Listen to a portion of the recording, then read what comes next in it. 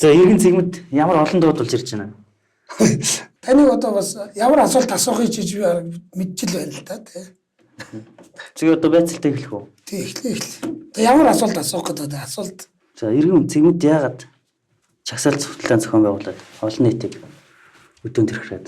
Аль чагсаалт цогцлооныг асууж гин гэдгээс л хамаарна шүү дээ. Та одоо байцаалтын өрөөнд ирсэн гэдэг ойлгож байна. Би танаас асуусан та хариулна ойлгомжтой. За iPhone 17 гэдэг утас эдтэй. Энийг одоо айгүй хүндэр ингэж тусгаж. Мэдээж наач бол таны уусаа хувийн асуудал шүү дээ. Эзэн хүн одоо ийм бизнестэй шүү дээ. Тэгэхээр одоо энийг одоо нэг гайхаж хүлээж яваад. Алтыг одоо гараар яаж яваад юм мэдгүй. Би мэдэхгүй шүү дээ. Таны ч одоо алт ухажсэн алтны нинж байсан гэдэг. Багад үлдсэн тэгээд. Малчит мах худалдаалах цэг гэдэг санагд байна. Хаанаас яаж болсон? Эний санаа. Тэр болгоноос та цэвэр ашиг.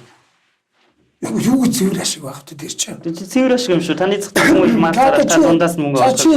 Тэгэхээр ч та шинжлэх салгаа бол байх уу? Тэр боловсролын яам дээр багш нар боловсролын яамны сайттай болсод мөнгө төвөө гişүн таныг ирээд лайв хийгээд өгөөс юмдээ гуйж юм. Тэр мөнгө төвөө гэдэг нь чи багшнаас өчнөө мөнгө төгрөг аваад алга болсон юм шиг.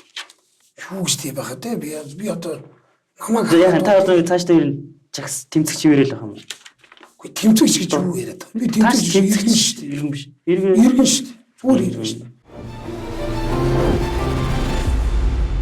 Байцаагчтай хэлж.